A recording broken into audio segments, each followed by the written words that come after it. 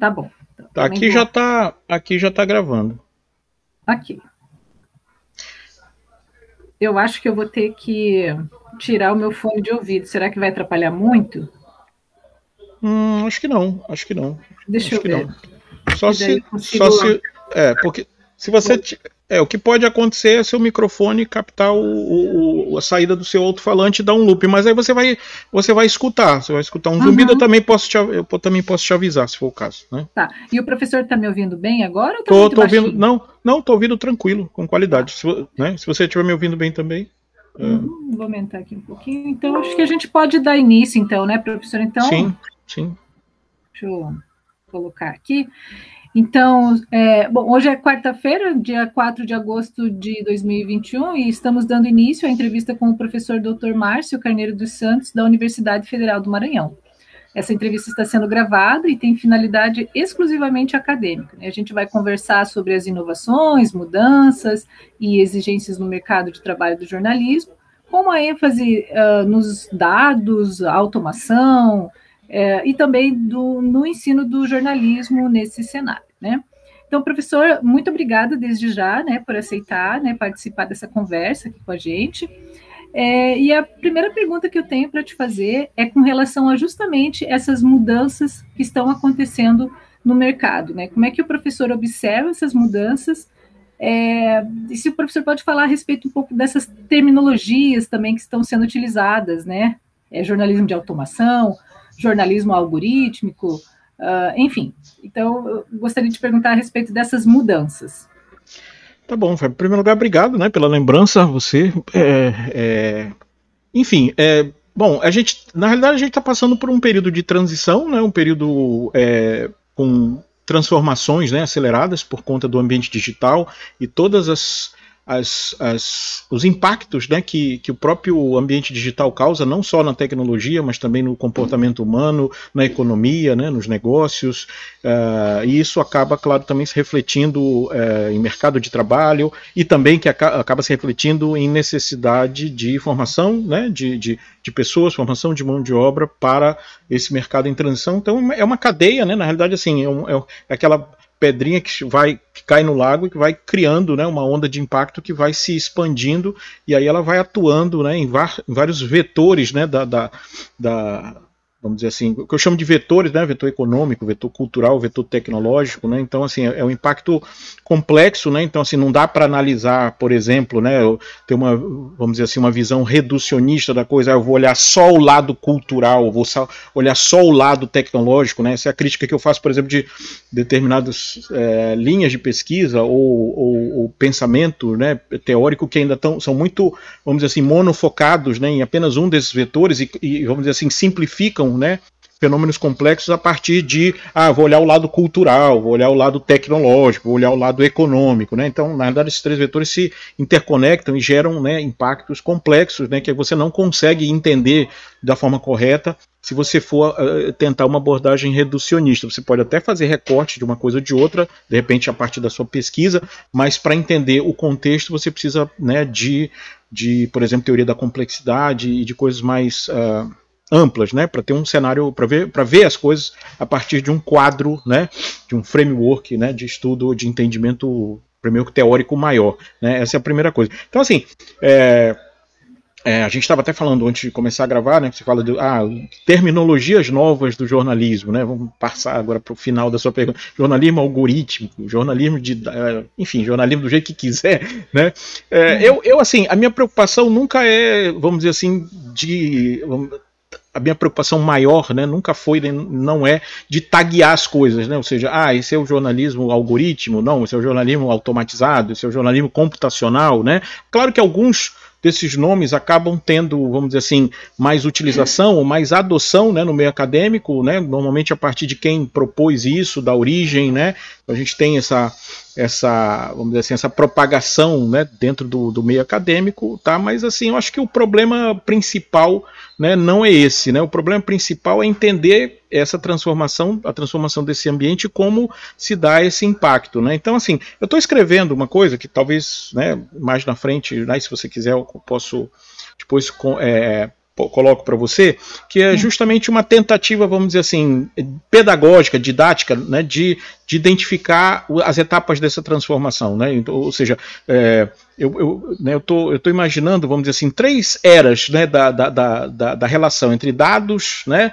e estudos da comunicação, ou, se quiser, estudos do jornalismo mais especificamente. Mas eu acho que hoje em dia, né, a gente pode falar de dados e comunicação guiada por dados, né? Não apenas o jornalismo, porque a gente sabe que, por exemplo, que a atividade jornalística hoje não se dá apenas nas redações, pelo contrário, né? O grande campo hoje de empregabilidade do jornalismo é a comunicação organizacional, são as assessorias, são as empresas digitais. Então as redações, né, historicamente têm diminuído, né, o seu número de vagas, né, e o perfil também de profissionais que estão contratando. Então, assim, a gente falar só de redação, só de jornalismo, acho que é não entender que esse movimento e essa mudança ela é bem mais amplo, né? Então, eu gosto de falar de comunicação guiada por dados, né, ou comunicação digital. Então, assim, na realidade, se você pensar bem, você vai ter... Vou usar o exemplo do jornalismo para facilitar. Você vai ter um momento inicial, né, que sempre existiu, do jornalismo lidando com dados de uma forma muito natural, né, se você pensar bem, né, para um cientista de dados, né, texto são dados, datas são dados, informações de locais são dados, né, são categorias de dados diferentes, mas são dados. Então o jornalismo, na realidade, sempre lidou com dados de alguma forma, né? O próprio lead, né? O que, o quando, onde, esses são dados, né? De localização, dados de tempo, né? E dados categóricos, que a gente chama, né? Então eu posso, por exemplo, criar uma tabela, né? Assim, quem fez gol no Campeonato Brasileiro? Então eu posso ter uma tabela jogador, que são dados categóricos com o nome deles. Posso ver um dado numérico, que é a quantidade de gols, e posso ter um dado, vamos dizer assim, temporal, né, de quando foi esse gol, né, e a partir daí, quer dizer, essa coisa, esse lead, vamos dizer, esportivo bem simples, né, com essas 3 informações, eu posso transformar isso numa coisa mais estruturada, que de repente o computador pode entender, e aí ele começa a poder processar e fazer coisas com esses dados, ou seja, eu posso a partir daí criar uma métrica de performance do jogador dentro de uma determinada temporada, né, porque eu tenho o tempo, eu tenho o número de gols e tenho o nome dele. Então, assim, o que eu estou querendo dizer com isso? Que o jornalismo, vamos dizer assim, uma primeira era, que eu poderia chamar de clássica ou natural, né? Ele sempre lidou com dados, então isso não é novidade, né? Agora, com o digital, a gente tem uma segunda era, que seria, vamos dizer assim, uma era digital. Quando eu falo de elas justamente eras dessa relação dados e comunicação, dados e estudos da comunicação. Então, quando eu tenho digital, eu tenho uma mudança, né, de escala, né, basicamente uma mudança de escala que depois gera outras mudanças, né. Eu tenho um ambiente onde eu tenho uma explosão de emissores, onde eu tenho redes sociais, onde eu tenho dispositivos muito simples, né, como smartphones, que permitem que as pessoas comecem a ser produtores de conteúdo, gerar informação, gerar dados e tal. Então, assim, eu tenho uma explosão de emissores, com isso eu tenho uma explosão de dados, e aí eu vou me aproximar daquele conceito também muito conhecido do Big Data, né, que lida, né, com situações onde eu tenho variedade, volume e velocidade de geração de dados. Então o ambiente digital, né, ele vai esse conceito do Big Data está relacionado com isso, porque aí eu tenho esse ganho de escala. Então, assim, eu não tenho uma mudança, eu não tenho uma novidade, eu não tenho uma coisa que não existiu ainda. Eu tenho uma coisa que já existia, mas, vamos dizer assim, que ganha escala, que ganha impacto, que ganha volume, velocidade e variedade, e aí sim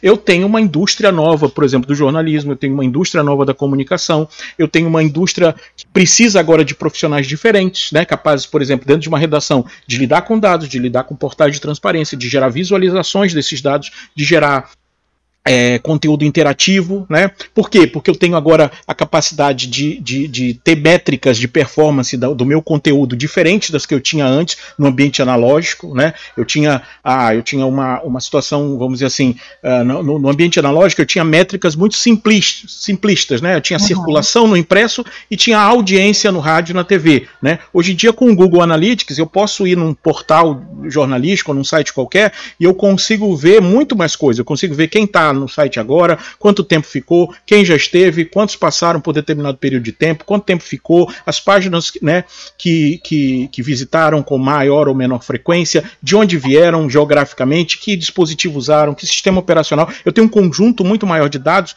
né, que também vai ajudar e que também começa a influenciar a própria postura dessas empresas de mídia, né, diante do mercado. Então agora eu tenho os dados já num outro nível, né, como fator estratégico de performance, como um fator até quase que fundamental para que essa, vamos dizer assim, estou falando mais agora da indústria do jornalismo, né, para que essa indústria consiga sobreviver, né, ou seja, eu preciso agora, se eu quiser, o modelo de negócio às vezes não mudou tanto, né, eu continuo tendo a entrada da publicidade, né, no meu modelo de negócio, só que a publicidade, para eu conseguir publicidade, eu preciso ter métricas, eu preciso ter visualizações, e eu preciso provar isso para o mercado, para a agência que vai me contratar, que vai comprar, né, espaço para uma marca, né, que ela representa, ou que ela, né, que ela administra a conta. Então eu preciso desses números. Então os dados passam não apenas, né, a ser importante não só no próprio conteúdo da matéria, tá? Porque agora eu tenho visualizações, eu tenho formas narrativas novas, como, né, eu dou uma disciplina lá na graduação,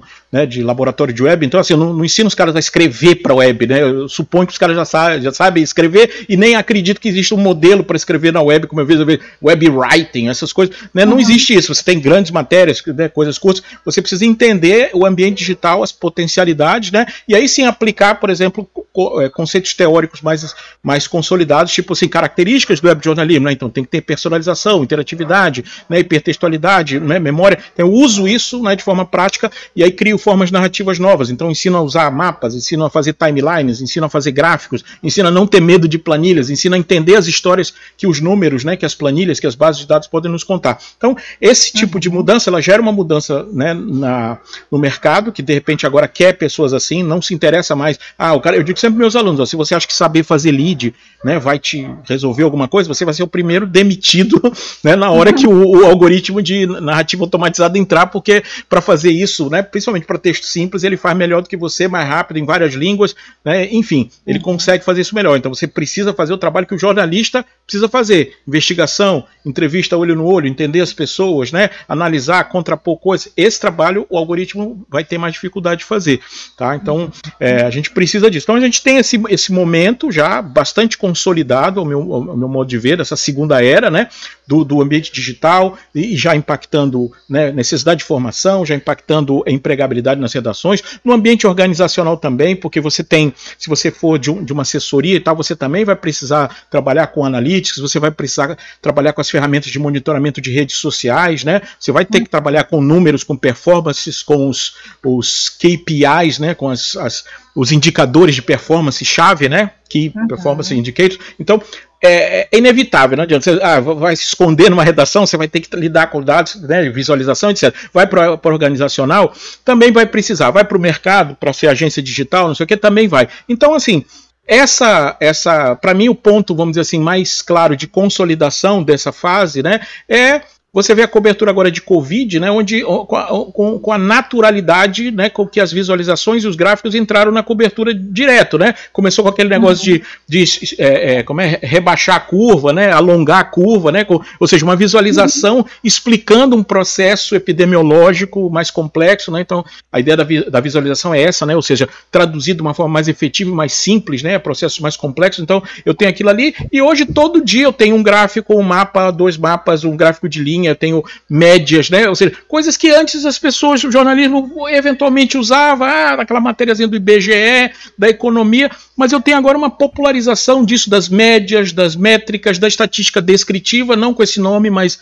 já colocada, né, de alguma forma. Então eu tenho isso já de um patamar bem resolvido. Qual é o próximo patamar? O próximo patamar é que também já existe, mas que não tem adoção ainda muito ampla, nem no mercado e nem na academia, que é, vamos dizer assim, o avanço que na área da tecnologia já está presente, muito presente, que é a inteligência artificial, que são os algoritmos preditivos, né? Ou seja, eu tenho até o último artigo que eu publiquei na BJR, foi sobre isso, mostrando 3 possibilidades de uso de inteligência artificial para atividade jornalística, né? Então, assim, eu tenho várias possibilidades, tá? E isso naturalmente, isso na verdade já está presente, mas para os estudos da comunicação, para os estudos do jornalismo, ainda está nessa fase inicial do fascínio, né?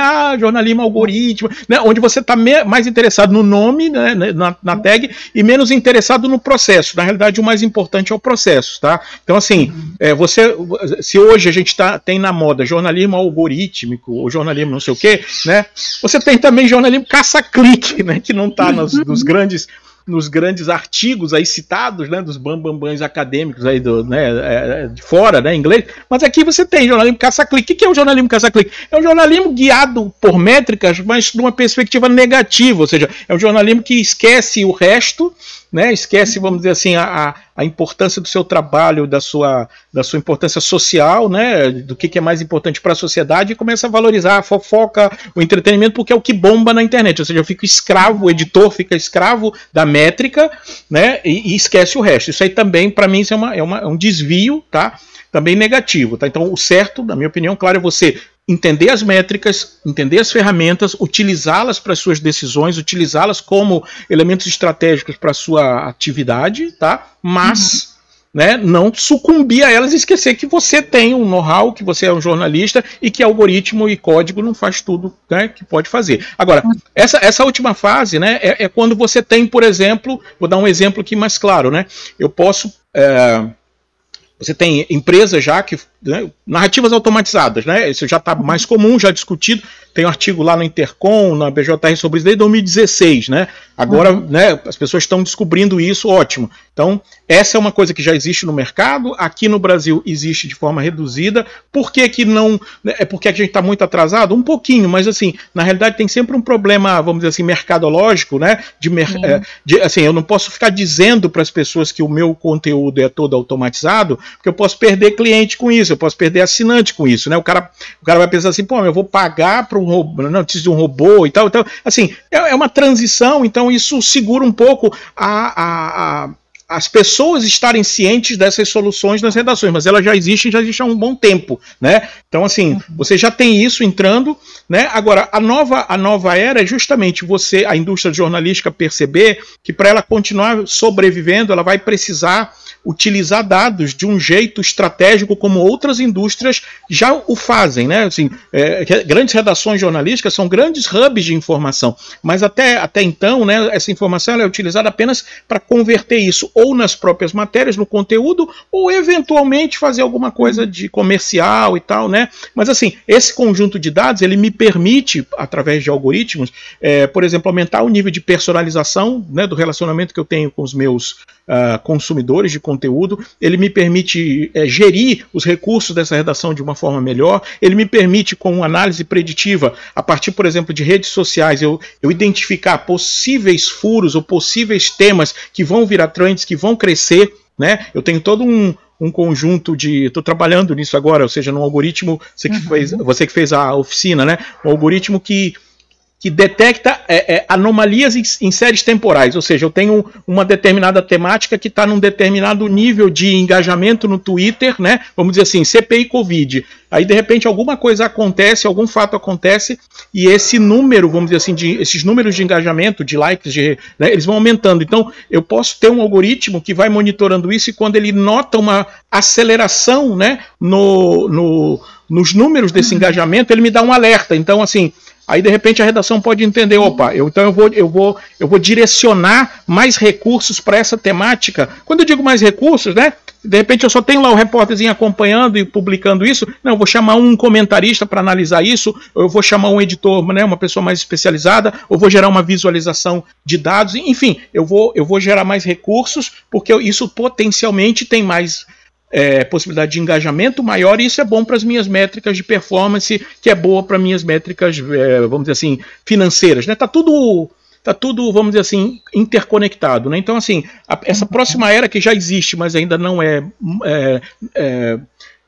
grandemente adotada e até desconhecida, assim, pela academia de forma geral, né? Está relacionada com essas funcionalidades que a inteligência artificial, principalmente aprendizado de máquina, e outras áreas como NLP, né, processamento de linguagem natural para academia, né? Eu acho que hoje já é um absurdo, né? Por exemplo, um pesquisador da comunicação não saber o mínimo do que é processamento de linguagem natural, ou seja, o que é NLP? É a parte da inteligência artificial que compatibiliza dados não estruturados, no caso textos, né, que é o grande combustível da área da comunicação, com algoritmos, né? Então os caras estão preocupados em taguear coisa, jornalismo, algoritmo e tal. Aí você diz, NLP, o cara não sabe o que é. Ele devia estar estudando NLP, né? O problema né, vamos dizer assim, de uma parte dos segmentos de pesquisa da comunicação hoje, é que eles estão muito preocupados em descrever um mundo que já está descrito, entendeu? Que, né, aí às vezes muda o nome, inventa uma tag nova, não é isso, né? Você tem que entender que eu posso pegar um algoritmo que pode me possibilitar entender um trend do Twitter, entender o que as pessoas estão pensando quando determinada coisa vira trend no Twitter.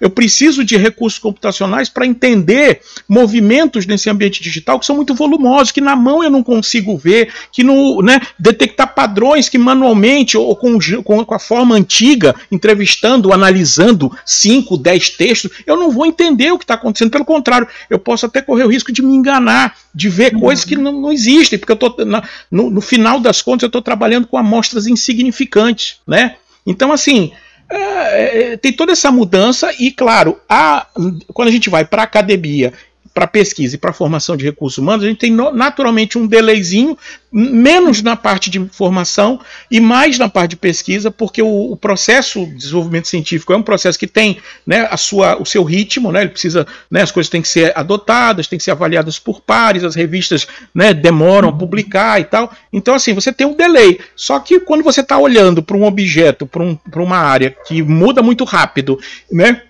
Então, às vezes, você tem coisas, né, que quando eu, por exemplo, meu doutorado, quando eu comecei estudando, né, trabalhando numa ferramenta para facilitar a criação de aplicativos de interatividade para TV digital. Quando eu terminei, isso já não existia mais, ou seja, já estava, né, não foi adotado, perdeu. Então, eu mudei minha tese para entender por que não tinha sido adotado, por que interatividade de TV digital não era, mas assim, num intervalo de tempo de 4 anos, entendeu? Então, só para você ver como a coisa é muito rápida, né? Então, assim, em breve, né, aí fica aqui, já que você está gravando, em breve, né, o que ninguém está falando agora, as pessoas vão falar, por exemplo, ou pouquíssimas pessoas estão falando agora, por exemplo, vão falar de ontologias, né, nas redações, né? A gente vai lançar um livro agora esse ano, né, onde vai se falar de ontologias em redações, né, onde vai se falar, por exemplo, em método de pesquisa, todo mundo agora está falando de análise de redes sociais, aqueles grafos bonitinhos, é legal, né? Agora, para nós, por exemplo, seria muito interessante trabalhar com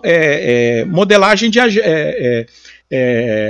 agentes, né? Então, assim, é um outro tipo de metodologia que ninguém trabalha, né? Porque são mais adequados para o tipo de problemas que a gente tem hoje. Então, eu vejo assim, tem um gap aí, né, de tem que correr atrás, tem que acelerar, não é zerar o que é antigo, não, é apenas, eu sempre digo isso, né, aumentar o ferramental metodológico e, de repente, de acordo com o seu objeto, adaptar isso. Então, a gente tem um gap aí teórico, a gente tem um gap metodológico, né? O meu trabalho hoje é desenvolver métodos digitais no Brasil para a gente poder, né, tentar avançar com isso, ou seja, o que são métodos digitais? Métodos dedicados a entender e estudar cientificamente objetos digitais. Que objetos digitais? Sites, tweets, plataformas de redes sociais e tal. Eu não consigo trabalhar com esses objetos integralmente com os métodos do mundo analógico, né? A teoria do mundo analógico. Algumas coisas funcionam, outras não funcionam mais. Então eu preciso de um restart aí, ou de uma oxigenação metodológica, né? Eu acho que métodos digitais ajudam com isso,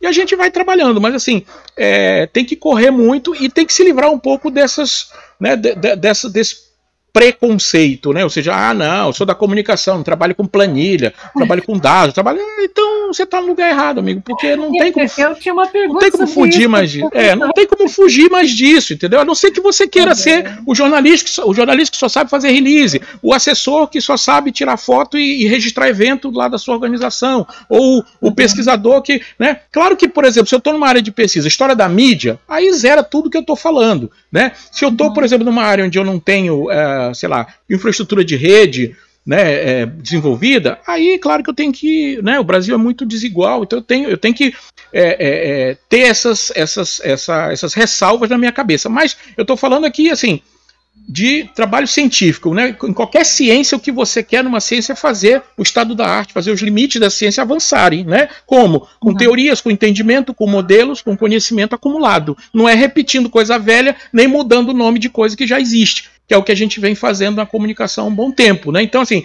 acabou o mundo analógico, o mundo digital é diferente. Então, assim, algumas coisas valem, outras precisam de atualizações, precisam, outras novas estão, né, como essas coisas que eu falei, algoritmos preditivos, inteligência artificial, né, narrativas automatizadas, aprendizagens de máquina, coisas desse tipo, né, elas vão entrar na nossa área, na nossa profissão, na atividade, nas indústrias que trabalham com comunicação, gostemos ou não, queiramos ou não, né? Isso já está acontecendo. A maioria dessas empresas novas, por exemplo, se você pensar quantos jornalistas ou pesquisadores da comunicação foram consultados ou participaram do crescimento, do nascimento e da expansão das grandes plataformas de mídias sociais, que hoje são os grandes objetos de estudo da comunicação. Nenhum, né? Por quê? Porque a ciência da comunicação não estava preparada para isso, né? Essas coisas nasceram em outras áreas, na área da tecnologia, criaram as mudanças, né, econômicas, sociais, comportamentais,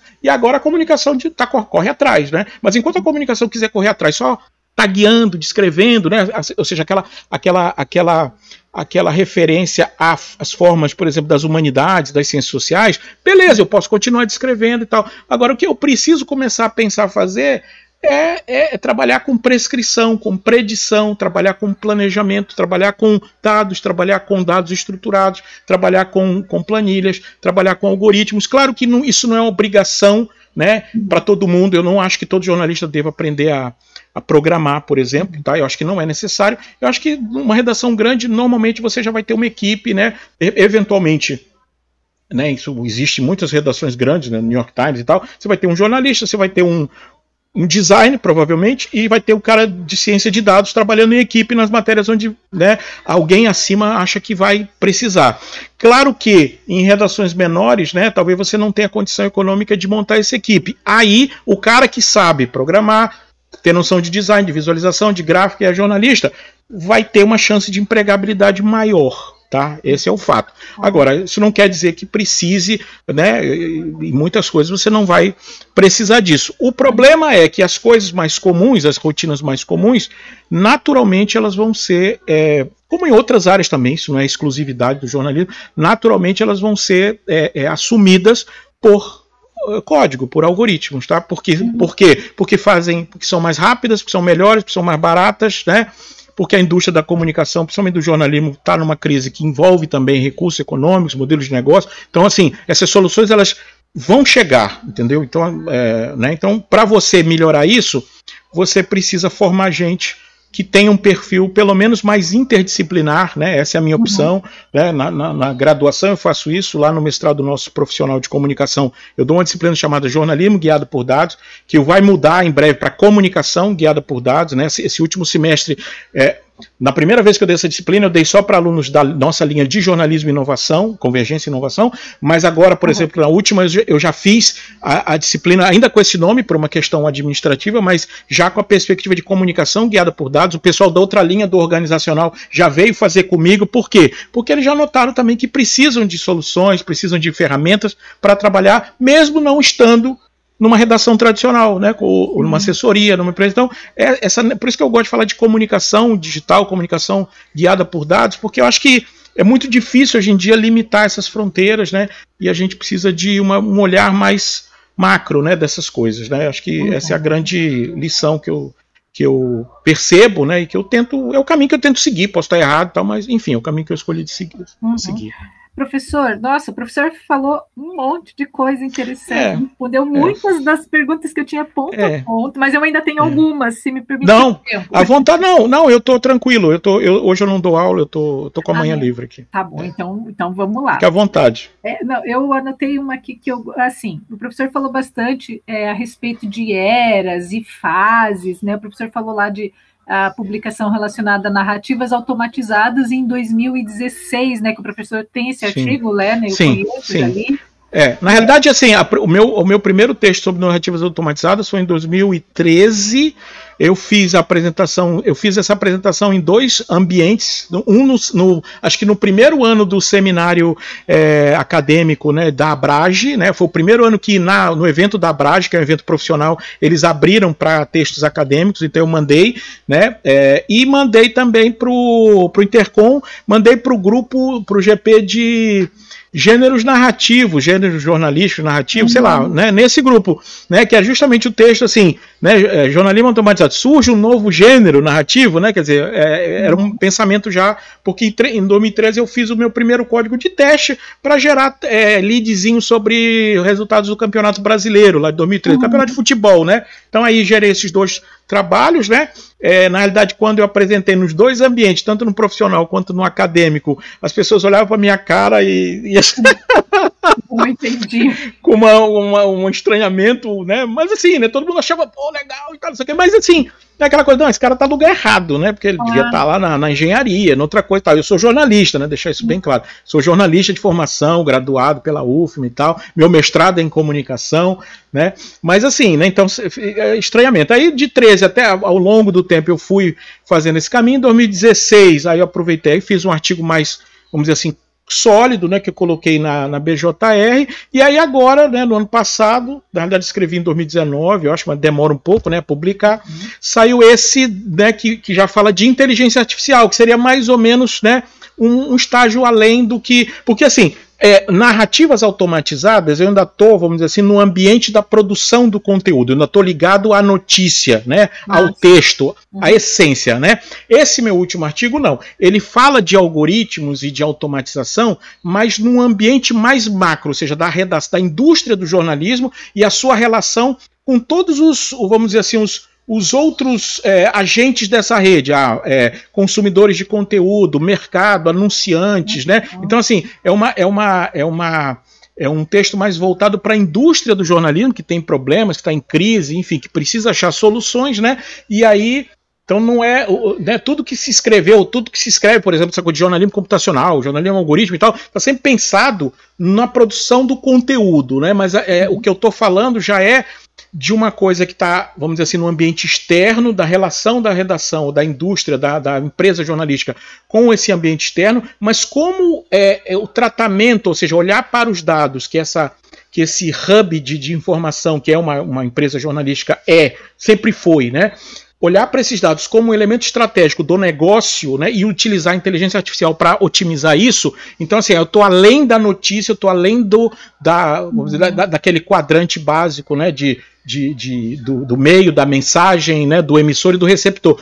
Eu tô além da mensagem, né, eu já estou olhando a indústria no caso dos emissores, na relação com os receptores, na relação com o mercado, né? Então, assim, é uma visão mais holística e como a inteligência artificial pode ajudar isso nessa indústria, porque em outras indústrias, né, os dados e a informação já vamos dizer assim, um fator estratégico há muito tempo, né? As plataformas de mídias sociais basicamente têm seu modelo de negócio calcado em venda de inteligência de mercado, venda de dados empacotados, tagueados para o mercado. Então, a informação já é estratégica, fundamentalmente estratégica para eles, né, há muito tempo, desde o início, né? Para a redação, a informação ela é sempre assim, ela vai para a notícia, ela vai para a produção, para a saída do produto, mas às vezes ela não está no processo e não está no planejamento estratégico da indústria. Então ela precisa entrar mais, porque se não entrar, o processo, vamos dizer assim,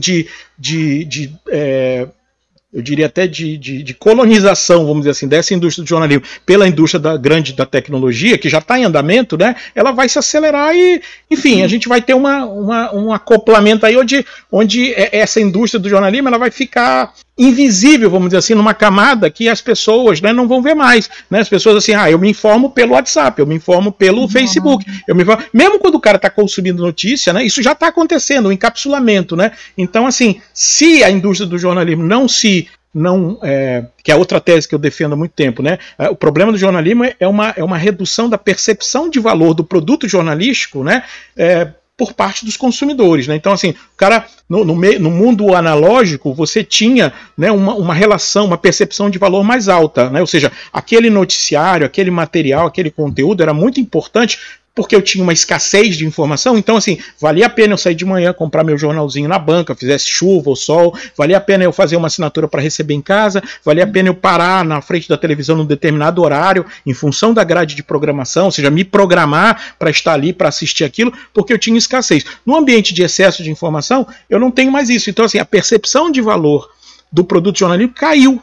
Né? Então o cara não consegue mais perceber o valor naquilo, ele vê valor nas redes sociais, onde ele encontra não só entretenimento e outros tipos de, vamos dizer assim, de como é que eu vou chamar isso, em termos psicológicos, né? Enfim, de coisas boas, né? Que ele avalia positivamente, mas também informação, né? Então você vê as pessoas dizendo que se informam pelo Facebook, por não sei o que, pelas redes sociais, quando uma parte disso são notícias, né, geradas pela indústria do jornalismo. Só que essa indústria não está recebendo por isso, né? Ou seja, ela paga para gerar, mas não recebe, né? Então essa é uma discussão grande, né, que em outros lugares está sendo resolvida por força de lei, por decisão política, que eu acho que é a única possível, ou seja, obrigar as plataformas a pagar pelo conteúdo que elas replicam, né, internamente.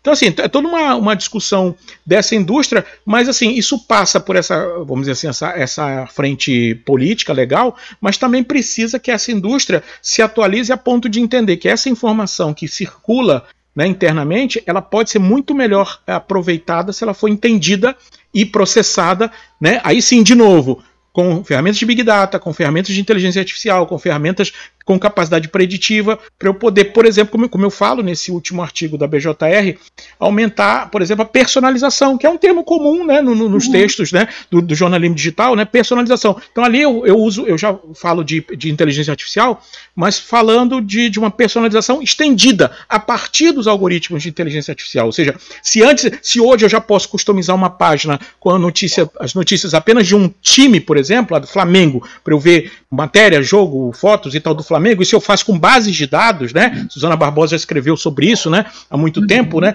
Aquele paradigma do jornalismo de base de dados. Agora eu posso estender isso com uma personalização praticamente individual, né? Porque se você é meu assinante e eu tenho um histórico dos seus dados, eu posso, por exemplo, entender que você gosta mais de ver vídeo, ou que você gosta mais por exemplo, de ver ler mais comentários, né, dos comentaristas, né? Então, assim, eu posso colocar isso em prioridade para você, ou seja, a página que você vai abrir no meu portal é diferente da página que eu vou abrir, né? Então, assim, eu posso aumentar essa personalização, mas como eu consigo fazer isso? Primeiro, coletando os dados. Segundo, extraindo desses dados padrões, né, entendimento, inteligência de mercado e revertendo isso na entrega de conteúdo que eu faço para você. Então, assim, para eu fazer isso, né, em escala, né, e comercialmente viável, eu preciso de soluções computacionais e eventualmente preciso de inteligência artificial nas suas mais diversas áreas. Na parte da academia eu também preciso, né, aí volta ao NLP, eu também preciso de ferramentas de inteligência artificial que me permitam, né, você viu na oficina como a gente consegue, por exemplo, pegar 10 mil tweets, o que um sujeito vai fazer, o que o pesquisador, por mais dedicado que seja, vai fazer com 10 mil tweets para olhar na mão? Ele vai ler, será que ele vai conseguir lembrar? Isso aqui apareceu. Não, eu não estou dizendo que isso vai resolver todo o meu problema, mas eu preciso já dar uma primeira vasculhada nesses dados de um jeito automatizado para eu poder extrair, aí sim, insights, ideias, pontos para aprofundamento. Aí eu vou para o trabalho manual aprofundado do humano, né? Mas o algoritmo pode me ajudar a detectar padrões que eu não vou ver nunca se fizer na mão nesse nível de volume, né, de dados. Então, assim, tem muita coisa aí que pode ser feita com essas ferramentas, tá? Uhum. Eu falo de tudo isso, não com aquela coisa, nesse artigo de 2016 eu falo disso, né, que às vezes as pessoas pensam né, no meu livro também, 16, eu também falo isso, né, você tem sempre essa dualidade, né, ou o cara que fala de tecnologia, ou ele é totalmente contra, né? Aí ele é, vamos dizer assim, de uma corrente crítica, né? Daquela, né? Da teoria crítica, né? Então, isso aqui não é assim. Ou então, né? Ele é um neoludita, ou então ele é um fascinado, um idiota que gosta de tecnologia, né? Eu já ouvi, por exemplo, em 2010, quando eu comecei a mostrar a planilha e tal, não sei o quê, um colega me dizia assim: não, mas tá ensinando isso aqui não é Senac, isso aqui não tem nada a ver com Senac, entendeu? Senac o cara vai trabalhar com planilha num nível, a gente vai trabalhar num outro nível. Mas assim, tem essas coisas. Então, às vezes, o cara pensa que o sujeito que fala, ou estuda, ou trabalha com tecnologia, ele é um fascinado que não vê, por exemplo, né, os problemas que a tecnologia cria, que ela, né, você tem estudos aí de gente, do Sérgio Amadeu, lá da Federal do ABC, do Tarcísio Silva, trabalhando, mostrando como algoritmos de aprendizado de máquina podem gerar resultados, né, que vão externar, vamos dizer assim, racismo, preconceito de gênero, uma série de coisas. Os caras estão entendendo isso, mas eles estão lidando com tecnologia, não como idiotas fascinados, mas pelo contrário, de um jeito efetivamente crítico. Mas assim, para eu poder fazer uma crítica, para eu poder entender onde é que está o risco, eu preciso entender aquele negócio, né? Eu preciso saber, eu preciso me despir um pouco do meu preconceito e entrar em áreas, né, entrar numa abordagem interdisciplinar, porque essas áreas, essas coisas, inteligência artificial, ou transmídia, ou algoritmo, não sei o quê, elas vêm de outras áreas, elas têm um conhecimento consolidado, muito anterior em outras áreas. Então, o pessoal da comunicação pode pegar assim, me dá isso aqui, me dá isso aqui, me dá isso aqui, aí eu mudo de nome, invento alguma coisa, faço uma bobagem descritiva lá e viro o novo bambambam da área, porque eu estou falando uma coisa que todo mundo já sabe na outra área. É por isso que em outras áreas as pessoas olham pra gente às vezes com um pouco de ceticismo, entendeu? Assim, porque eles, né, às vezes, né, tem muito ensaísmo, tem muita coisa assim, filosofia, muita literatura, muita coisa bonita, mas que assim, cientificamente, né, não gera avanço, fica mais do mesmo, então assim, a gente precisa ter essa posição e entender que o mundo é outro, né? Se eu quiser entender esse mundo, eu preciso ser mais interdisciplinar, eu não preciso de repente aprender a programar, mas é bom que eu trabalhe com alguém que, né, numa equipe que saiba, num grupo de pesquisa onde eu tenho uma pessoa assim que vai me ajudar, entendeu? E aí eu tenho um outro entendimento das coisas, né? Eu não preciso virar o bambambam em todas as áreas, mas eu preciso me abrir para interdisciplinaridade,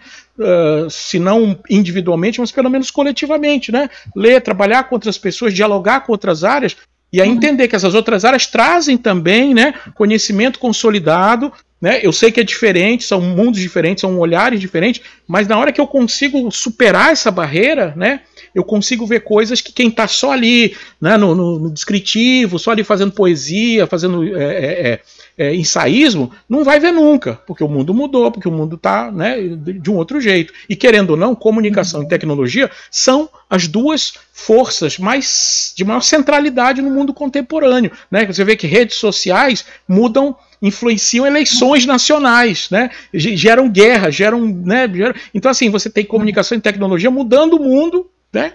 E ainda com um potencial de mudança muito grande. Você tem guerras hoje que estão sendo travadas dentro do ambiente das redes digitais que vão interferir no futuro de nações, em questões importantes como, né, aquecimento global, em questões como vacina, né? Então você vê que tem uma guerra aí, né, uma disputa, processos aí de discussão que estão acontecendo, né, entre pessoas que estão dentro do ambiente digital e que é controlado por algoritmos, ou seja, que tem regras, né, que apresentam determinadas coisas para para outros não. Quer dizer, eu não tenho como entender esse processo se eu não entender também a API, por exemplo, da rede social, o algoritmo que está comandando aquilo. Então eu preciso ter essa visão mais holística se eu quiser me propor a gerar ciência, a gerar avanço científico nessa área. Então, acho que esse é um caminho importante que a gente precisa considerar. Professor, eu queria conversar contigo agora a respeito de todas essas perspectivas, de todo esse conhecimento que o professor tem, né, como pesquisador, na prática. Como é que isso é articulado? O professor comentou que tem um laboratório, né, na UFMA, tem também com o pessoal do mestrado, tem na graduação. Como é que tudo isso é articulado e, principalmente, como é que, assim, são alunos de jornalismo ou da comunicação organizacional, que o professor comentou, né? Mas como é que eles recebem isso tudo? Tá, vamos assim. Como é que é? Vamos assim, quando eu entrei na universidade, eu já tinha estado na UFMA como professor, né, em contrato, né, antes, em 98, 99, muito tempo na UFMA, tá, aí fui para o mercado, trabalhei muito tempo com audiovisual, tive uma empresa pequena, né, de produção audiovisual, trabalhei, né, em 2010 eu faço um concurso, termino meu mestrado, faço concurso, entro na UFMA, a UFMA abre um concurso de jornalismo em redes digitais, né, para essa área eu passei, eram 2 vagas, passei em segundo, né, entrei e tal. Logo no ano seguinte, um ano depois, eu crio o Labicom, Laboratório de Convergência de Mídias, né, como uma espécie assim, basicamente, que como eu vim da iniciativa privada, eu queria partir desse núcleozinho, né, ter um pouco mais de autonomia para poder buscar recursos através de editais, financiar as coisas que me interessavam, os projetos e aglutinar pessoas. Então, o Labicom nasce daí. A gente, ao longo desse tempo, começou a fazer várias incursões, principalmente na área de tecnologias emergentes, ou seja, realidade aumentada, realidade virtual, internet das coisas, Big Data, inteligência artificial, né? O meu projeto hoje, vamos dizer assim, formal, financiado pela FAPEMA, é basicamente isso, ou seja, um projeto para explorar o potencial de tecnologias emergentes, como essas que eu citei, no processo de produção do jornalismo. Esse é o meu grande guarda-chuva, vamos dizer assim, formal, né? E o Labicom foi essa estrutura, né? Como eu antes, eu terminei meu doutorado em 2014, né? Então, entre 2012, 13, 14, eu basicamente trabalhei com alunos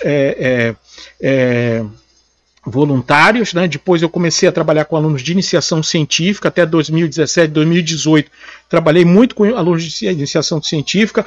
Fui, acho que, o primeiro laboratório de comunicação a trabalhar com alunos de iniciação tecnológica, ou seja, de PIBIT, que é uma outra linha de iniciação, né? Normalmente é o pessoal da engenharia, das exatas, que faz isso. A gente foi lá na UFMA, o primeiro, né, vamos dizer assim, acho que o primeiro prêmio de iniciação tecnológica, né? Um projeto chamado Semente Digital, que trabalhava com inteligência, com realidade aumentada, com realidade virtual, né, para contar as histórias dos casarões, né, de São Luís, né, nas escolas, enfim, projeto, né, inovador, né, e nesse projeto, desde o início, a gente sempre trouxe, né, eu percebi que era mais útil para mim ter no Labicom alunos de iniciação científica de jornalismo, né, a gente lá tem, né, jornalismo, rádio, TV e relações públicas, então sempre trouxe esses alunos para o Labicom, mas aí lá para 2015 e tal, eu abro uma chamada para a UFMA toda e aí começa a trazer gente do design e da ciência da computação. Depois eu estendo isso, né, mantendo sempre esse trio, comunicação, design, ciência da computação, e sempre trazendo alguém de uma outra área. Então vejo gente de letras, da matemática, da geografia, né, fiz muita coisa, né, com visualização de mapas, avancei muito nessa área, por exemplo, através desse aluno da geografia, veio gente da engenharia eletrônica e tal. Enfim, sempre deixei uma vaga para vir um campo novo para interagir com a gente, e isso sempre abriu muitas possibilidades, né? Mantive isso e tal. Com agora o início do... Tive no ciclo 18-19 tive uma experiência muito complicada com alunos de iniciação científica, gente que sumiu, então, assim, foi meio traumático para mim, que eu tive excelentes grupos, né, antes disso, então parei um pouco, e aí foi o tempo que a gente começou o mestrado. Nosso mestrado profissional é novo, né, eu também entrei no programa como permanente lá no programa de design, né, eu comecei agora a trazer alunos, né, de mestrandos, né, então, assim, hoje trabalho, né, eu tenho um grupo de alunos, assim, bem interessante, né, que já está terminando esse ciclo comigo, do design, que a gente trabalhou lá. Eu criei uma disciplina chamada Design de Sistemas Imersivos, onde eu pude, né, traduzir, eu tenho alguns artigos sobre isso também, né, essa parte de realidade virtual, junto com eles, né, e agora no mestrado de comunicação, estou trabalhando essa disciplina de comunicação guiada por dados, também, né, com a orientação de alguns alunos. Então, assim, hoje né, o meu trabalho no nível da graduação, essa disciplina laboratório de web, onde, como eu te falei, né, fazer essa primeira apresentação, né, de dados estruturados, planilhas, jornalismo guiado por dados, formas narrativas novas não, mas assim, que eles às vezes não sabem fazer ainda, mapas, timelines, gráficos, infografia, né, faço isso com eles, e no jornalismo guiado por dados eu faço essa parte um pouco mais aprofundada, né, de aprofundamento, né, dessa coisa de lidar com dados, né, de aplicação disso, né, a gente faz projetos já, né, em cima disso, aí já em cima dos projetos dos mestrandos, e tem agora, né, recentemente você participou, vamos dizer assim, um terceiro nível, né, ou seja, que não é para todo mundo, é para quem quer, para quem está procurando, que são essas oficinas, é o conteúdo que está no YouTube, é o conteúdo que eu escrevo no Medium, né, onde eu estou buscando, assim, já as pessoas que estão interessadas, independente de ser graduando, mestrando, doutorando, mas que já tem um direcionamento para essa área, para esse tipo de né, de forma de ver as coisas, né, e que é, vamos dizer assim, o meu trabalho de popularização dos métodos digitais, né, no Brasil, né, não foi eu que criei, né, quem quiser, falei lá na oficina, por exemplo, o professor Richard Rogers escreve lá em 2015 sobre isso, tem vários grupos, tem um grupo muito ativo em Portugal, né, então assim, mas no Brasil isso ainda é pouco difundido, né, então eu tenho trabalhado nesse terceiro nível, né, criando, vamos dizer assim, um conteúdo teórico, né? Tá lá no meu livro, tá em algumas publicações, né? São publicações em revistas acadêmicas onde eu também trato de datificação, de algoritmos, né? Então, assim, tem um trabalho voltado para o público mais acadêmico, dentro das revistas acadêmicas, no ciclo acadêmico, que é mais lento, e como é uma coisa muito rápida, eu tenho esse outro canal, né,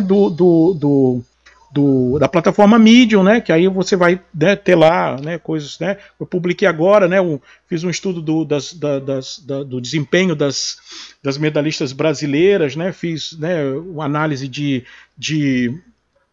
disputa, né, no Twitter, né, de segundo turno, aí tem outras coisas aqui, enfim, tem algumas coisas que a gente vai colocando, né, para poder divulgar, e através das oficinas a gente vai fazendo um trabalho de formação de pesquisadores, né, interessados na metodologia, né, ou seja, na abordagem dos métodos digitais, né, que basicamente parte do seguinte princípio: eu tenho objetos de estudo hoje na comunicação que tem um DNA digital, que tem uma ontologia, eu falo isso no meu livro, uma ontologia digital. Eu vou lá no Manovich 2020, quando ele fala de New Media, né, ele trata de algumas características, então eu traduzo isso como um DNA próprio, uma ontologia, né, uma essência digital. Essa essência, né, ela, para ser entendida, ela precisa de ferramentas que nem sempre, né, vão se resumir às antigas que a ciência da comunicação teve. Então, para eu entender, estudar, o Rogers fala isso, né, para eu estudar, por exemplo, trends no Twitter, ou coisas que são buscadas numa plataforma do Google, ou sites, né, ou a relação,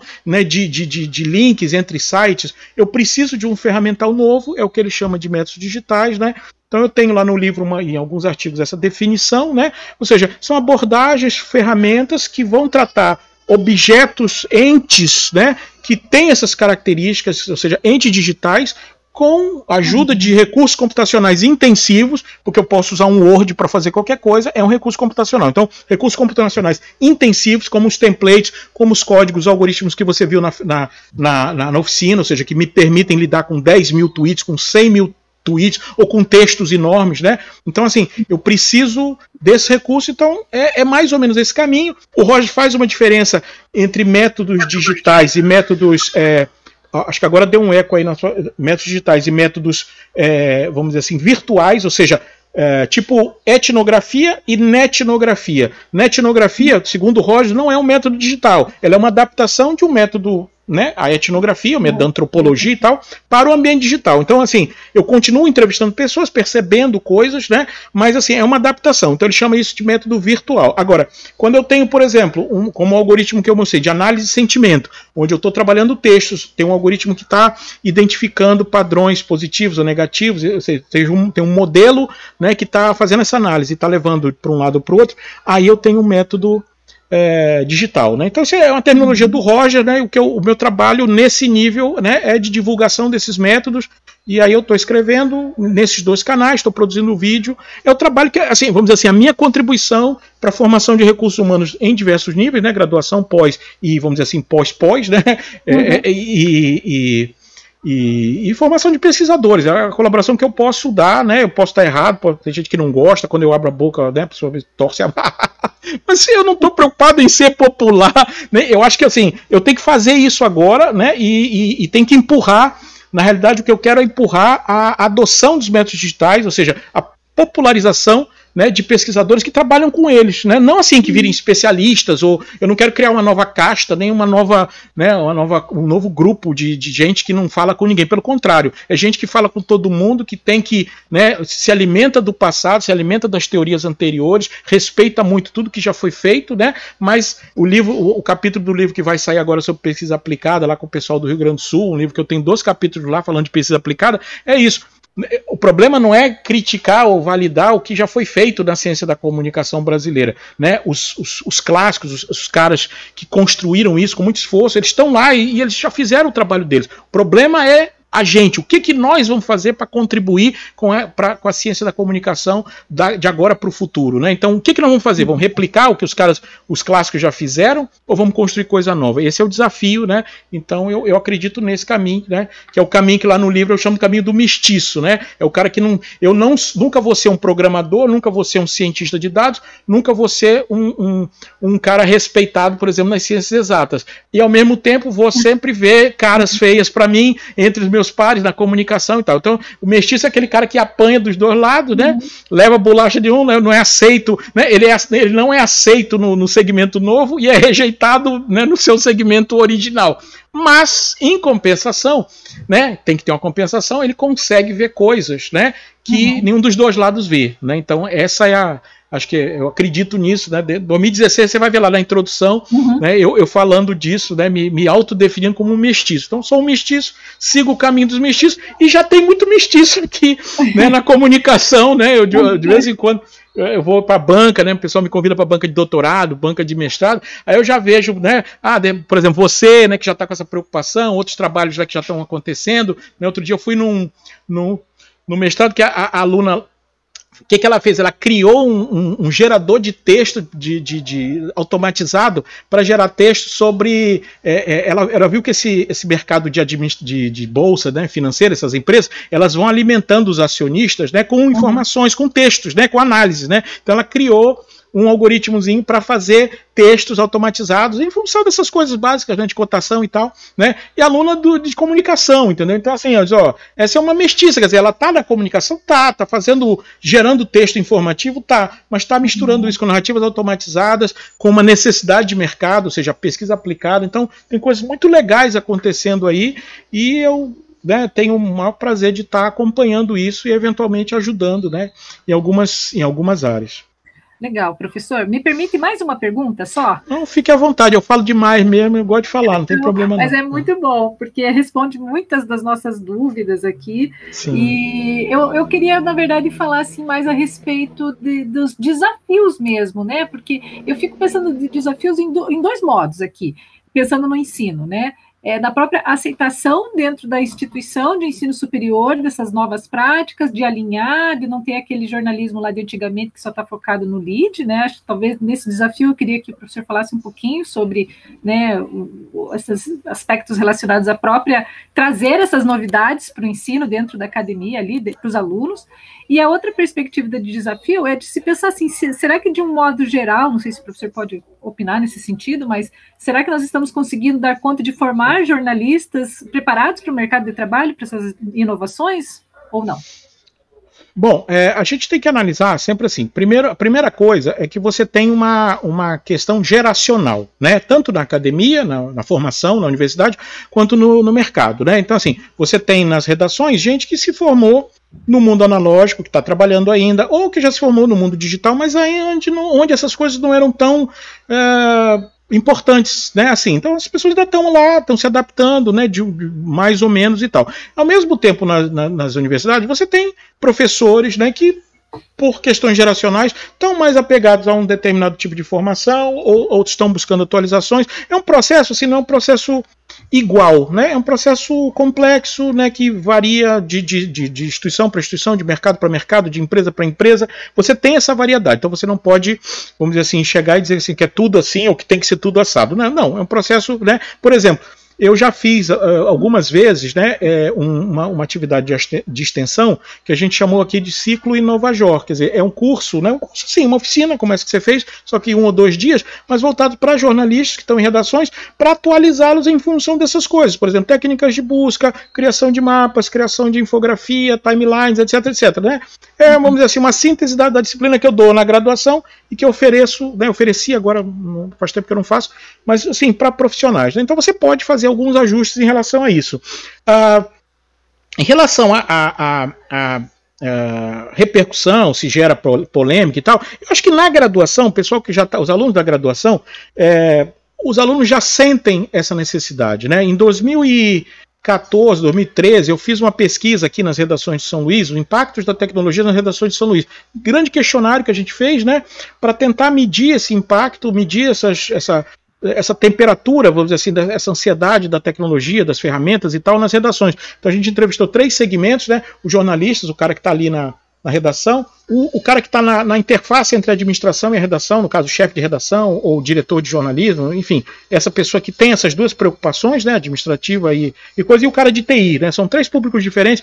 Então assim, a gente já viu lá em 2013, 2014 que os próprios profissionais, foi por isso que a gente fez o InovaJor na sequência, porque os próprios profissionais já estavam demandando essa coisa, né? Pô, eu acho que eu preciso melhorar, eu acho que eu preciso ter essas habilidades novas, né? A redação demitiu muito, né, ao longo desses anos, então já existia aquela incerteza, assim, pô, eu acho que se eu souber alguma coisa a mais, eu consigo mais ficar mais tempo aqui e tal. Então, quer dizer, como eu falei, é um processo diferente, né, em termos de local, de tempo, de praça, de empresa, dentro da academia, né, você tem essa questão geracional. Os alunos, eu acho que quando você, pelo menos assim na graduação, quando eu mostro para eles, o cara às vezes fica um pouco, né, intimidado, assim, né, um pouquinho no início, né, um planilha e tal, mas ele se adapta. Eu tenho, né, se o material, eu tenho um conjunto de vídeos que eu gravei para eles, né, então eles têm como rever e tal, né, e eu vou tirando as dúvidas. Então assim, eu acho, a minha percepção, né, eu dou essa disciplina, por exemplo, já há uns 6, 7 anos, que ao longo do tempo as turmas, claro que eu também adaptei, né, muita coisa, mas assim, hoje as turmas acho que recebem muito bem esse conteúdo e saem. Eu sempre faço, eu mesmo aplico um questionário ou faço algum tipo de coleta de dados pós-disciplina para ver se eles... Qual foi a avaliação, né? Como é que eles acharam e tal. E tenho sempre o feedback de alunos que já passaram por mim, que já estão no mercado. Às vezes eu recebo com muita felicidade, às vezes o aluno me manda uma mensagem, o cara que eu não falava há muito tempo. Ele diz, professor, publiquei minha primeira infografia hoje né? Então, assim, né? Aí o cara fica feliz, porque até hoje, se você vê, principalmente assim, eu estou falando aqui, né, de São Luís, né? A gente tem redações, né, digitais e tal, mas assim, não é muito frequente ainda você ter mapas, dados e tal, não sei o quê. Então, assim, quando o cara publiquei uma infografia e tal, né? Talvez isso lá no Estadão ou no New York Times seja uma coisa diária, mais comum, eu não sei, né, como é que é isso lá. Mas assim, em redações menores, quando isso acontece, é bom. Então, eu tenho esse feedback também do aluno, né? Eu brinco inclusive com eles, você pode me rogar praga, me dizer que, né, que eu atrapalhei sua vida, porque eu cobro muito deles, cobro prazo, cobro produção, né, e tal, os caras têm que produzir. Então, assim, eu encho o saco deles, cobro muito, mas eu digo, olha, é a única coisa, a melhor coisa que eu posso tentar fazer por vocês é preparar vocês para um mercado extremamente difícil, extremamente, né? Então, assim, no nível da graduação, eu acho que a gente tem aqui, falo aqui por São Luís, né? Falo aqui pela minha universidade. A gente tem um feedback bom, né? Uma avaliação razoável e um feedback posterior aí de gente que consegue fazer coisas e tal.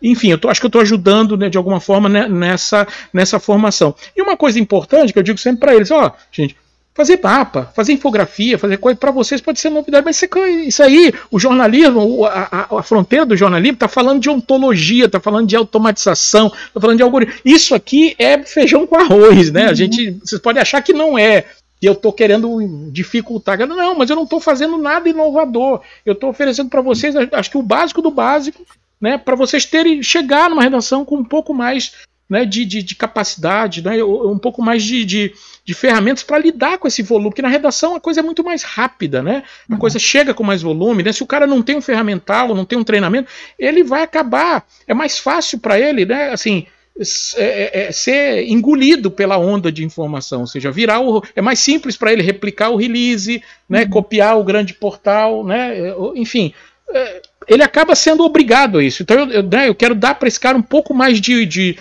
chance de criar seu próprio caminho na redação, fazer algumas coisas, né, diferentes e, claro, se valorizar e evitar até a demissão, né, ou uma coisa assim, porque eu acho que esse é um processo que está acontecendo, né, não tem como negar, né. Então, assim, nesse nível, acho que está tranquilo. No nível da pós, acho que a gente tem uma vantagem aqui na UFMA, que o nosso programa é novo, né. Então, assim, né, pro grupo, a maioria do grupo tem um perfil mais acadêmico. O único cara assim, que eu acho que tem um perfil mais profissional, para o mestrado profissional de pesquisa aplicada sou eu. Mas assim, eu tenho tentado também construir um referencial, conversar com os alunos, trocar ideias com os colegas, cada um, claro, tem sua autonomia para fazer o que quiser, mas assim, o fato de ser um programa novo nos dá um pouquinho mais de flexibilidade para construir um caminho novo, né? Hoje, assim, eu trabalho muito com a ideia, né, apesar da gente ser, lá da UFRA, lá do Maranhão e tal, mas eu trabalho, pelo menos pessoalmente, com a perspectiva de criar no programa da UFMA de mestrado profissional um referencial nacional de pesquisa aplicada em comunicação, entendeu? Assim,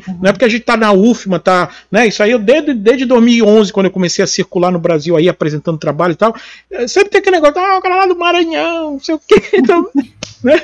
Não tô nem aí para onde eu tô, eu podia estar lá na China, né? Não interessa, eu tô seguindo o meu caminho. Então, assim, a gente tem essa flexibilidade, eu acho que essa coisa da pesquisa aplicada na comunicação, tem estudos aí anteriores, do professor Elias Machado, por exemplo, que mostram como o trabalho acadêmico, né, da comunicação tem pouquíssimo olhar para pesquisa aplicada, então acho que os mestrados profissionais podem ajudar nisso. A gente está construindo não só um programa para isso, mas assim, um ferramental para ajudar, né? Um ferramental teórico, um ferramental vamos dizer assim, de mecanismos, de soluções, de roteiros, né? De metodologia de produto, desenvolvimento de produto. Então, assim, tudo isso eu tenho feito para tentar, né, fazer. Então, eu acho que, claro, por exemplo, talvez num programa que já seja mais consolidado e eventualmente mais consolidado com uma, vamos dizer assim, com o histórico anterior, ou mais focado nessas perspectivas, vamos dizer assim, anteriores, né, do estudo, talvez essas mudanças eventualmente também vão passar por esse processo de adoção um pouco mais longo. Tem a questão, como eu falei, geracional também, tem a questão, querendo ou não, né, dos grupos que acabam se protegendo, né, assim, um publica o outro e a gente continua ali na zona de conforto, né. Não tem nada contra, mas eu, como não tenho, vamos dizer assim, um vínculo, vamos dizer assim, emocional ou sentimental anterior, eu estou construindo meus próprios vínculos agora, então isso me dá um pouquinho mais de liberdade. Isso não quer dizer que eu tenha facilidade para nada, né? A gente às vezes manda coisa, a pessoa não entende, rejeita coisa, cobram, né? Mas a gente vai fazendo o trabalho, né? Eventualmente vai publicando aqui e ali e vai fazendo esse trabalho de formiguinha, né? Assim, faço uma oficina, aí aparecem 15 pessoas, cada dessas 15, se eu consigo falar com essas pessoas, o cara vai falar lá com o grupo dele, com os colegas, vai dizer, tem um caminho novo ali, aí começa a ler as minhas coisas, é um trabalho formiguinha, mas eu acho que é o que eu posso fazer, a minha capacidade de fazer é isso, né?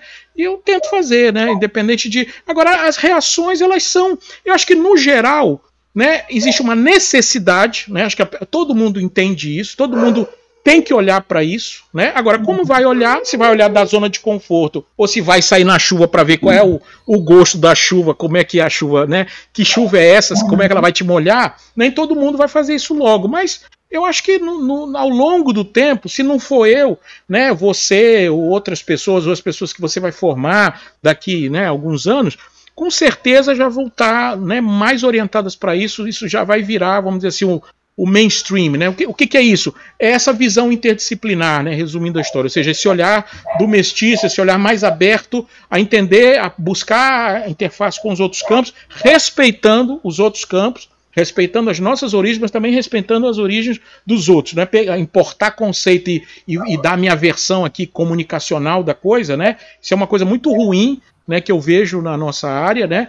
Uma vez eu vi uma pessoa falando de complexidade, né, uma professora da comunicação, uma complexidade e tal nas organizações. Eu não quis abrir a boca para não gerar polêmica, eu não sou de briga nem nada, mas assim, tem gente pegando conceitos, né, que, como falei, que tem uma história, que tem um conhecimento consolidado de outras áreas, trazendo para a comunicação de um jeito muito descuidado, né? Isso tem que ser evitado, porque isso impacta a nossa percepção como ciência, até para os outros campos, entendeu? Os caras não sabem do que estão falando, né? Então, assim, se eu vou trabalhar com análise de redes sociais, se eu vou trabalhar com transmídia, se eu vou trabalhar com complexidade, se eu vou trabalhar com algoritmos, se daqui a amanhã eu vou trabalhar com ontologias, né? Se daqui a amanhã eu vou trabalhar com modelagem de agentes, né? Eu tenho que saber que essas coisas vêm de outras áreas, que tem um conhecimento lá, que muita gente já escreveu, então eu tenho que, sabe, é aquela coisa do respeito, eu tenho que chegar lá, entender, é como se eu chegasse em uma outra cultura, né? Eu não vou chegar e me apropriar e fazer o que... Não, eu vou entender, eu vou conhecer, até para que eu possa, aí sim, pegar esse conhecimento e aí sim fazer algo inovador, né?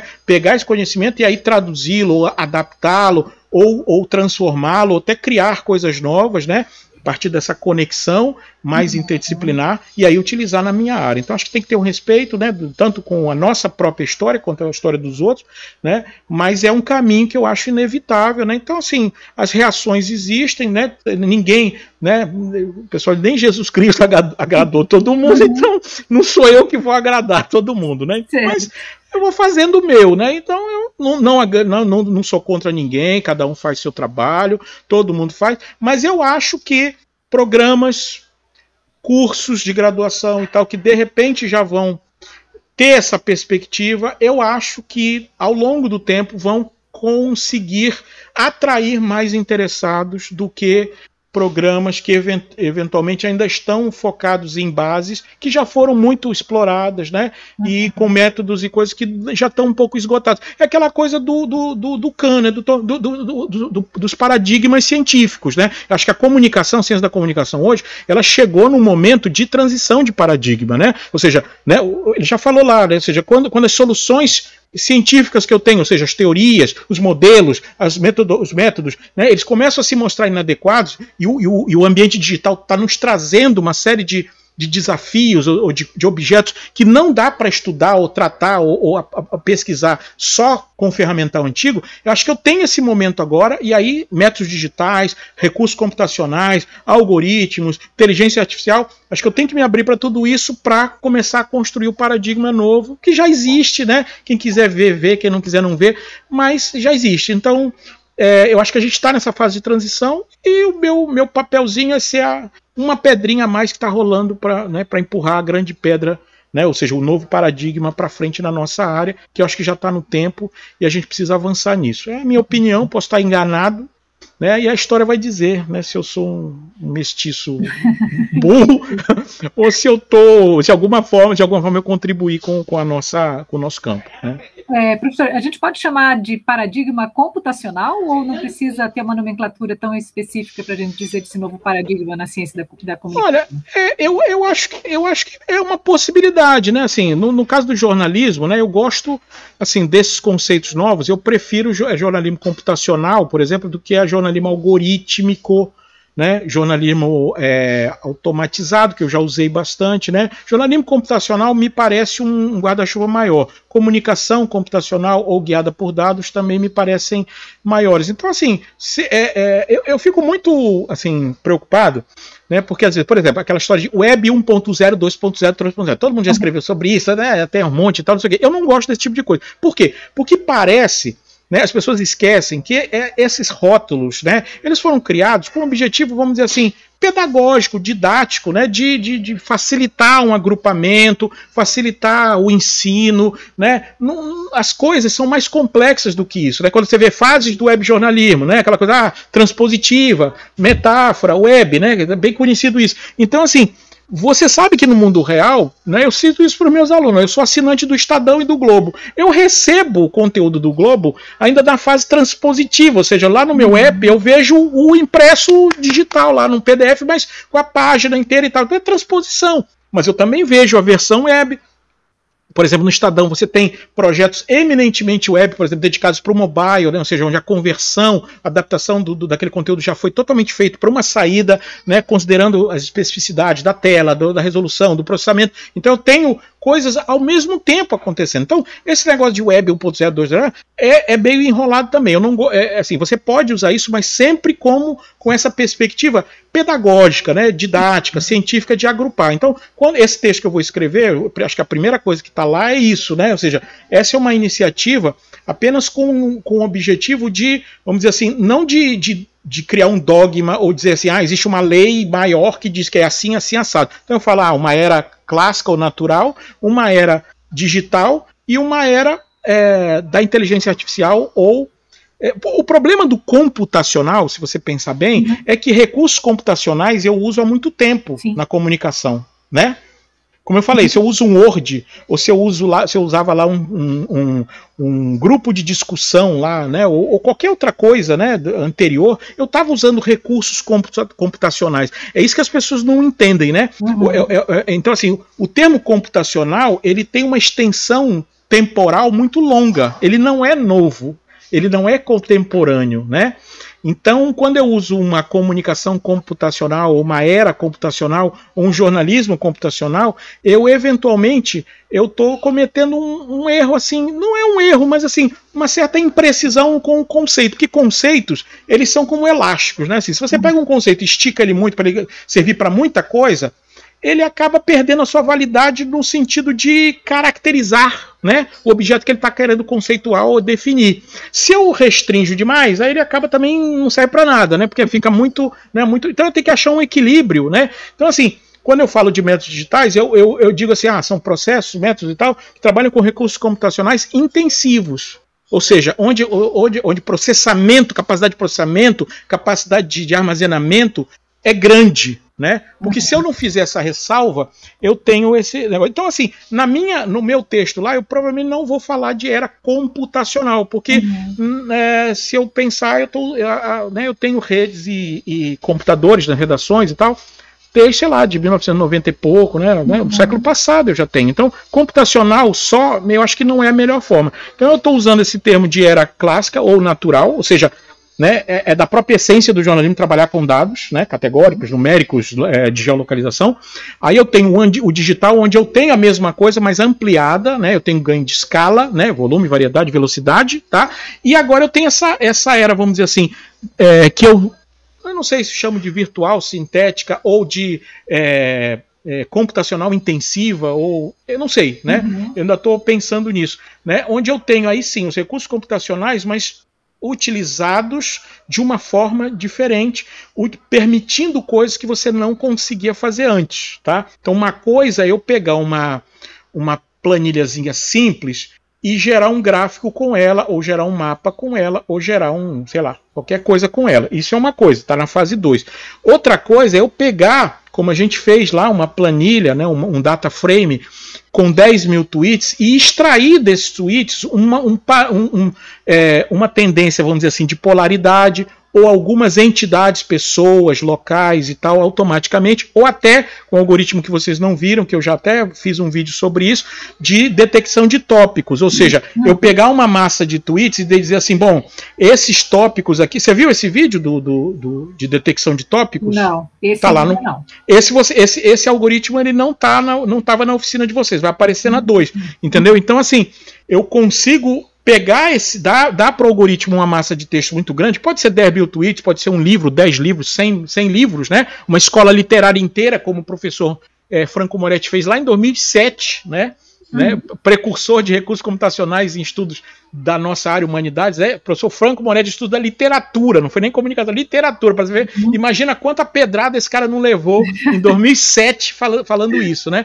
Então, assim, a gente tem essa fase, então nesse algoritmo, por exemplo, eu consigo detectar, eu fiz isso no vídeo, eu apareço lá, eu pego aquela base aquele set de dados lá dos tweets, 10 mil tweets da Covid, né?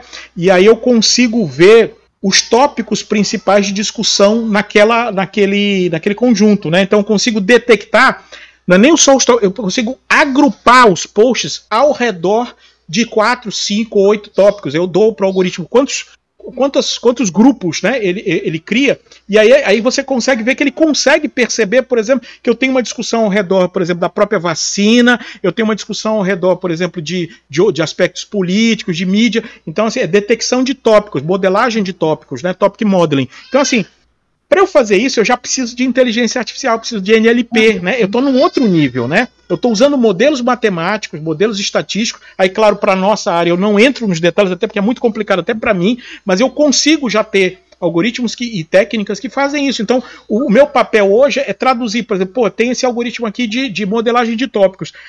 Será que eu consigo usar isso na comunicação? Aí eu pego isso, adapto para uma massa de tweets, e aí eu consigo ver que isso tem interesse para nós, né? Porque me permite, né, detectar rapidamente numa discussão muito grande, muito volumosa, pontos, né, eixos, que seria, por exemplo, a base para eu fazer depois uma análise de conteúdo, né, que é método conhecido nosso, né? Mas assim, como é que eu defino, né, os pontos, né, os eixos, os temas chaves, né?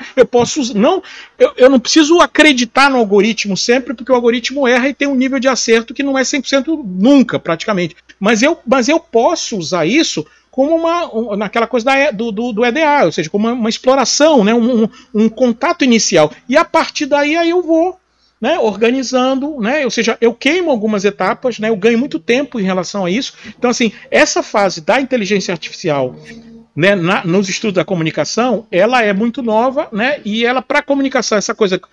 Eu vi agora no Facebook, tem um cara de mercado que ele vai fazer uma oficina, né, justamente NLP, né, para o mercado, ou seja, o que as técnicas de inteligência artificial da área de NLP, de processamento de linguagem natural, que é uma área da inteligência artificial, o que pode ser útil para os profissionais da comunicação. Ele está fazendo lá para profissionais. Eu me lembrei assim, pô, a oficina que eu fiz, eu não quis botar o nome NLP porque eu achei que isso ia até atrapalhar. Eu botei análise textual, né, no Twitter, né, para ficar mais fácil, né, para as pessoas perceberem e não acharem assim também alguma coisa muito distante. Mas o que ele está fazendo lá para o mercado foi o que eu fiz com vocês para pesquisadores, entendeu? Assim, mostrar que essas ferramentas de inteligência artificial podem ser úteis para nós. Não assim, acabou o pesquisador, o algoritmo faz tudo. Não, não é isso. Mas assim, eu consigo ganhar tempo, eu consigo gerar insights, eu consigo ter pontos assim, pô, eu vou aprofundar aqui, porque eu consigo identificar tendências, estruturas, padrões nessas massas de dados muito grandes. Então,